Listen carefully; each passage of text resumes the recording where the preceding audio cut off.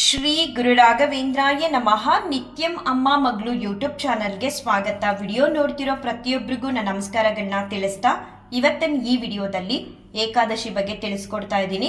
ಅದಕ್ಕೂ ಮುಂಚೆ ನನಗಾಗ್ತಿರೋ ಅನುಭವಗಳನ್ನ ದೊಡ್ಡ ದೊಡ್ಡ ವಿಡಿಯೋಗಳ ಮೂಲಕ ಅಪ್ಲೋಡ್ ಮಾಡ್ತಿರೋದ್ರಿಂದ ಕೆಲವ್ರಿಗೆ ತುಂಬಾ ಎಫೆಕ್ಟ್ ಆಗ್ತಿದೆ ಅಂತ ಗೊತ್ತಾಗ್ತಿದೆ. ಅವ್ರು ಯಾರು ಏನು ಅನ್ನೋದು ನನಗೆ ಅರ್ಥ ಆಗದೆ ಇದ್ರೂ ಮೌನವಾಗಿ ಬೃಂದಾವನದೊಳಗಡೆ ಕೂತಿರೋ ಅಂತಹ ರಾಯರಿಗೆ ತುಂಬ ಚೆನ್ನಾಗಿ ಅರ್ಥ ಆಗುತ್ತೆ. ಅವ್ರ ಮನಸ್ಸಿಗೆ ಎಫೆಕ್ಟ್ ಆಗಿರೋದ್ರಿಂದ ಬಂದು ಗಲೀಜಾಗಿ ನನ್ನ ಕಮೆಂಟ್ ಬಾಕ್ಸಲ್ಲಿ ಕಮೆಂಟ್ ಮಾಡ್ತಿದ್ದಾರೆ.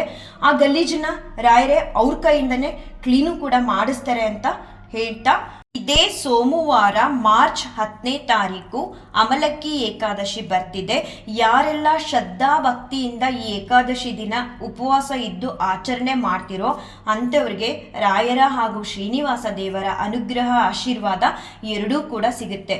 ಅಕಸ್ಮಾತ್ ಯಾರಿಗಾದ್ರೂ ಆರೋಗ್ಯ ಸಮಸ್ಯೆ ಇದೆ, ವಯಸ್ಸಾಗಿದೆ, ಚಿಕ್ಕ ಮಕ್ಕಳಿದ್ದಾರೆ, ಅಂಥವ್ರಿಗೆ ಉಪವಾಸ ಇರೋದಕ್ಕೆ ಆಗಲ್ಲ ಅಂತ ಅನ್ನೋರು ಮುಂಚೆನೆ ಹೇಳಿರೋ ಹಾಗೆ ಅವತ್ತೊಂದು ದಿನ ಅನ್ನನ ತಿಂದೆ ಬರೀ ದೇವರ ನಾಮಸ್ಮರಣೆನ ಮಾಡ್ತಾ ಹಣ್ಣು, ಹಾಲು, ನೀರು, ಎಳ್ನೀರು, ಉಪ್ಪಿಟ್ಟು ಈ ರೀತಿ ಈರುಳ್ಳಿ ಬಳಸದೆ ಅಡುಗೆಗಳನ್ನ ಮಾಡಿ ತಿನ್ನೋದ್ರಿಂದ ರಾಯರ ಆಶೀರ್ವಾದ ನಿಮ್ಗಳಿಗೂ ಕೂಡ ಸಿಗುತ್ತೆ. ಇನ್ನು ಆ ದಿನ ನಾವು ಒಂದು ಪ್ರಾಣಿ ಪಕ್ಷಿಗಳಿಗೂ ಕೂಡ ಅನ್ನನ ಹಾಕಬಾರ್ದು, ತುಳಸಿ ಗಿಡಕ್ಕೂ ಕೂಡ ನಾವು ನೀರನ್ನ ಹಾಕಬಾರ್ದು. ಯಾಕಂದರೆ ಸಾಕ್ಷಾತ್ ತುಳಸಿ ಮಾತೆ ಕೂಡ ವಿಷ್ಣು ದೇವ್ರನ್ನ ಪ್ರೀತ್ಯರ್ಥರನ್ನಾಗಿ ಮಾಡೋದಕ್ಕೋಸ್ಕರ ಉಪವಾಸ ಇರ್ತಾರೆ ಆ ದಿನ. ಆ ಕಾರಣಕ್ಕೆ ಅವತ್ತು ತುಳಸಿ ಗಿಡಕ್ಕೆ ನೀರು ಹಾಕೋದಾಗ್ಲಿ, ತುಳಸಿ ಗಿಡಕ್ಕೆ ಅರಿಶಿನ, ಕುಂಕುಮ, ಗೆಜ್ಜಸ್ತ್ರ, ಹೂವೆಲ್ಲ ಇಟ್ಟು ಅಲಂಕಾರ ಮಾಡೋದಾಗ್ಲಿ ಮಾಡಬಾರ್ದು. ಕೆಲವರು ಕಮೆಂಟ್ ಮೂಲಕ ಮೊನ್ನೆ ಎಲ್ಲ ಕೇಳಿದ್ದೀರಾ, ನಮ್ಮ ಮನೇಲಿ ಈ ಥರ ನಮ್ಮ ಬ್ರದರು, ನಮ್ಮ ರಿಲೇಟಿವ್ಸ್ ಎಲ್ಲ ಎಕ್ಸ್ಪೈರ್ಡ್ ಆಗಿದ್ದಾರೆ, ನಾವು ಏಕಾದಶಿ ವ್ರತಾಚರಣೆನ ಮಾಡ್ಬೋದಾ ಮಾಡಬಾರ್ದಾ ಅಂತ. ನಾನು ಹೇಳೋದು ಏನಂದರೆ, ನಿಮ್ಮ ಕುಟುಂಬದಲ್ಲೇ ನಿಮ್ಮ ಜೊತೆಲ್ಲೇ ವಾಸ ಇದ್ದು ಎಕ್ಸ್ಪೈರ್ಡ್ ಆಗಿದ್ದಾರೆ ಅಂತ ಇದ್ದರೆ ಅಂಥವ್ರ ಮನೆಗಳಲ್ಲಿ 1 ವರ್ಷ ತುಂಬವರೆಗೂ ಅವರು ನಿಮಗೆ ಅಪ್ಪ ಆಗಿರ್ಬೋದು, ಅಣ್ಣ ಆಗಿರ್ಬೋದು, ಏನೇ ರಿಲೇಷನ್ಶಿಪ್ ಇರ್ಬೋದು, ನಿಮ್ಮ ಮಧ್ಯ ಒಂದೇ ಕುಟುಂಬದಲ್ಲಿ ವಾಸ ಇರಬೇಕು. ಅಂಥವ್ರ ಮನೆಗಳಲ್ಲಿ 1 ವರ್ಷ ತುಂಬವರೆಗೂ ಯಾವುದೇ ಹಬ್ಬಗಳನ್ನ ನಾವು ಆಚರಣೆ ಮಾಡಬಾರ್ದು, ಹೊಸ ಬಟ್ಟೆಗಳನ್ನ ತೊಟ್ಕೋಬಾರ್ದು, ಮನೆ ದೇವ್ರ ದರ್ಶನನ ಮಾಡಬಾರ್ದು ಅಂತ ಶಾಸ್ತ್ರ ಹೇಳುತ್ತೆ. ಅಂದ್ಬಿಟ್ಟು ಮನೇನ ಹಾಗೆ ದೇವ್ರ ಮನೆಯಲ್ಲಿ ಕತ್ಲನಾಗಿ ಮಾಡೋದಕ್ಕೂ ಕೂಡ ಆಗಲ್ಲ. ನೀವೊಂದು ಲೈಟ್ ಹಾಕ್ಬೋದು, ಇಲ್ಲಾಂದರೆ ನಿಮ್ಮ ಇಷ್ಟ ದೇವ್ರ ವಾರ ಬಂದಾಗ ರಾಯರ ಹೆಸರು ಹೇಳಿ ದೀಪ ಹಚ್ಬೋದು. ಈ ರೀತಿ ಮಾಡ್ಬೋದು. ನಾವು ಅವ್ರಿಗೋಸ್ಕರ ಅವ್ರ ಜೊತೆ ತುಂಬ ವರ್ಷಗಳು ಸಮಯನ ಕಳೆದಿರ್ತೀವಿ, ಒಂದೇ ಕುಟುಂಬದವ್ರು ಆಗಿರೋದ್ರಿಂದ ಯಾವುದೇ ಹಬ್ಬ ಹರಿದಿನಗಳ ಆಚರಣೆನ 1 ವರ್ಷ ತುಂಬವರೆಗೂ ಮಾಡಬಾರ್ದು.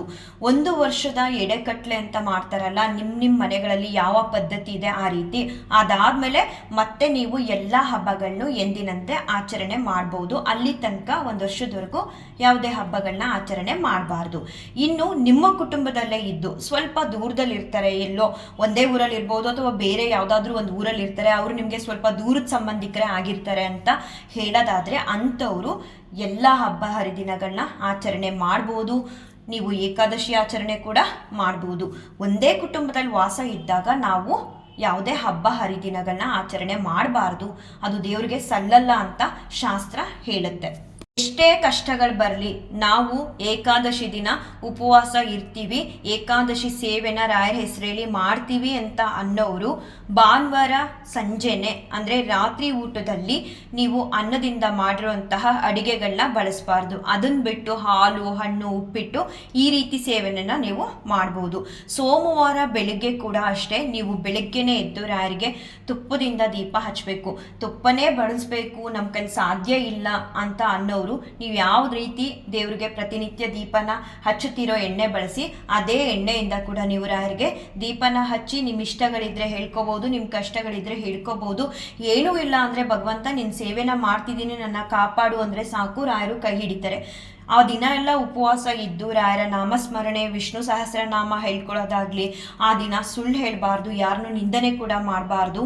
ಈ ರೀತಿ ಎಲ್ಲ ನೀವು ಆ ದಿನ ವ್ರತಾಚರಣೆನ ಮಾಡಿ ಮತ್ತೆ ಮಂಗಳವಾರ ಬೆಳಗ್ಗೆ ದ್ವಾದಶಿ ದಿನ ಎದ್ದು ಬೆಳಗ್ಗೆನೆ ರಾಯರಿಗೆ ಸಿಹಿ ಪೊಂಗಲ್ ಅಥವಾ ಬೆಲ್ಲದನ್ನ, ಸಿಹಿ ಪೊಂಗಲ್ ಮಾಡೋದಕ್ಕೆ ಆಗಲ್ಲ, ಸುಸ್ತಾಗಿರ್ತೀವಿ ಅಂದರೆ ಸ್ವಲ್ಪ ವೈಟ್ ರೈಸ್ ಮಾಡಿ ಅದಕ್ಕೊಂದು ಚಿಕ್ಕ ಬೆಲ್ಲ ಇಟ್ಟು ರಾಯರಿಗೆ ನೈವೇದ್ಯ ಮಾಡಿ ಎಂದಿನಂತೆ ಆ ದಿನ ರಾಯರಿಗೆ ಹೂವೆಲ್ಲ ಮಡಿಸ್ಬೋದು. ಏಕಾದಶಿ ದಿನ ಮಾತ್ರ ರಾಯರಿಗೆ ಹೂ ಮಡಿಸ್ಬಾರ್ದು, ತುಳಸಿನ ಇಡಬೇಕು.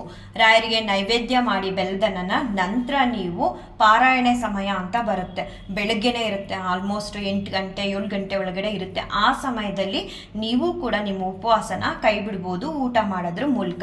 ಆ ಊಟ ಮಾಡೋ ಸಮಯದಲ್ಲಿ ಯಾರಾದರೂ ನಿಮ್ಮ ಮನೆಗೆ ಬಂದರೆ ಅಥವಾ ಒಂದು ಹಸು ಏನಾದರೂ ಪ್ರಾಣಿ ಪಕ್ಷಿಗಳು ಬಂದರೆ ಮೊದಲು ಅದಕ್ಕೆ ಬಡಿಸಿ ಆಮೇಲೆ ನೀವು ಊಟನ ಮಾಡಬೇಕು.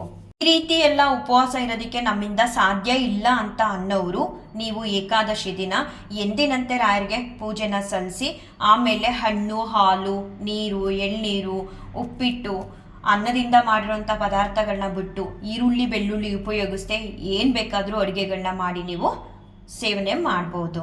ಅವು ಈ ರೀತಿಯಾಗಿ 2 ತಿಂಗಳು 1 ತಿಂಗಳು ಏಕಾದಶಿ ರಥಾಚರಣೆನ ಮಾಡಿದ ತಕ್ಷಣ ನಮ್ಮ ಕಷ್ಟಗಳು ಪರಿಹಾರ ಆಗಲ್ಲ.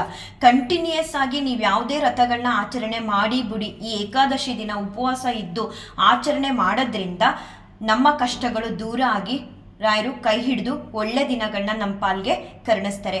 ಯಾಕೆ ಈ ಏಕಾದಶಿನ ಮಾತ್ರ ನಾವು ಉಪವಾಸ ಇದ್ದು ಆಚರಣೆ ಮಾಡಲೇಬೇಕು ಅನ್ನೋದಾದರೆ, ನಾವು 7 ಜನ್ಮಗಳಿಂದ ಮಾಡ್ಕೊಂಡು ಬಂದಿರೋ ಅಂತಹ ಪಾಪ ಕರ್ಮಗಳ ಅರಿವು ನಮಗೆ ಗೊತ್ತಿರಲ್ಲ. ಆ ಪಾಪ ಕರ್ಮಗಳನ್ನ ತೊಳೆಯೋದಕ್ಕೋಸ್ಕರ ಅಂತಾನೆ ಸಾಕ್ಷಾತ್ ಶ್ರೀಕೃಷ್ಣ ಪರಮಾತ್ಮ ಈ ವ್ರತಾಚರಣೆನ ಮಾಡಿರೋದು. 7 ಜನ್ಮಗಳಿರಲಿ, ಈ ಜನ್ಮದಲ್ಲೇ ನಾವು ಏನು ಪಾಪ ಕರ್ಮಗಳನ್ನ ಮಾಡಿದ್ದೀವಿ ಅಂತ ನಮಗೆ ಚೆನ್ನಾಗಿ ಅರಿವಿರುತ್ತೆ.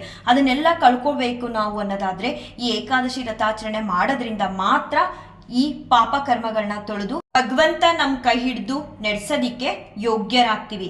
ಆ ಕಾರಣಕ್ಕಾಗಿ ಈ ಏಕಾದಶಿ ವ್ರತಾಚರಣೆನ ನಾವು ಮಾಡಬೇಕು.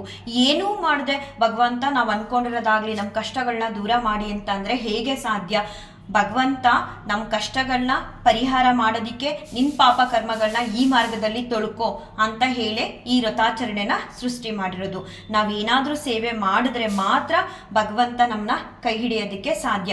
ನಾವೇನೂ ಮಾಡಲ್ಲ, ದೇವ್ರ ನಾಮಸ್ಮರಣೆ ಮಾಡಲ್ಲ, ದೇವ್ರಿಗೆ ನಾವೇನೂ ಸೇವೆನೇ ಮಾಡಲ್ಲ, ನಮ್ಗೆ ಒಳ್ಳೇದು ಮಾಡಿ ಅಂದರೆ ಹೇಗೆ ಸಾಧ್ಯ ಒಳ್ಳೇದನ್ನ ಮಾಡೋದಕ್ಕೆ?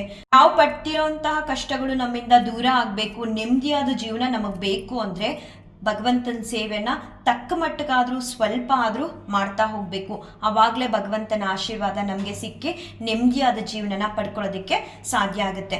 ರಾಯರು ಎಲ್ಲರನ್ನೂ ಕಾಪಾಡಲಿ, ಎಲ್ಲರಿಗೂ ಒಳ್ಳೇದು ಮಾಡಲಿ ಅಂತ ರಾಯರ ಹತ್ರ ಬೇಡ್ಕೊಳ್ತಾ ಈ ವಿಡಿಯೋನ ಏನು ಮಾಡ್ತೀನಿ. ಶ್ರೀ ಕೃಷ್ಣಾರ್ಪಣಮಸ್ತು, ಶ್ರೀ ಕೃಷ್ಣಾರ್ಪಣಮಸ್ತು, ಶ್ರೀ ಕೃಷ್ಣಾರ್ಪಣಮಸ್ತು.